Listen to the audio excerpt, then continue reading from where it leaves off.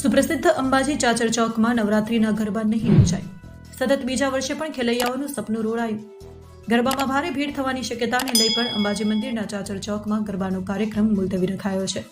પણ મંદિર ખુલ્લું રહેશે, જેમાં અંબેનું મૂળ સ્થાન અંબાજી, જે 51 શક્તિપીઠમાંનું એક તીર્થ સ્થળ માનવામાં આવે છે અને જેના નામના ગરબા સમગ્ર ભારતભરમાં ગવાય છે અને રમાય છે. આસો સુદ માસની નવરાત્રીની ખેલૈયાઓ ભારે આતુરતાથી રાહ જોતા હોય છે. પણ આ વખતે નવરાત્રીને કોરોનાનું ગ્રહણ બીજા વર્ષે પણ યથાવત રહ્યું છે.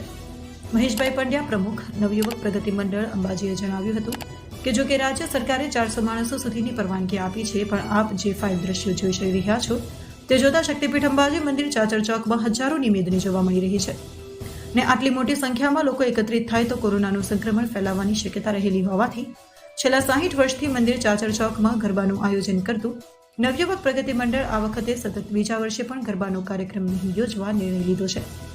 અંબાજી મંદિર ભટ્ટજી મહારાજ જયશીલભાઈ ઠાકરે જણાવ્યું હતું કે ચાચર ચોકમાં ગરબાનો કાર્યક્રમ ભલે મુલતવી રખાયો હોય, પણ નવરાત્રી દરમિયાન અંબાજી મંદિર દર્શનાર્થીઓ માટે ખુલ્લું જ રહેશે અને રાબેતા મુજબ દર્શન આરતીના સમયે મંદિરમાં દર્શનાર્થીઓ દર્શન લાભ લઈ શકશે.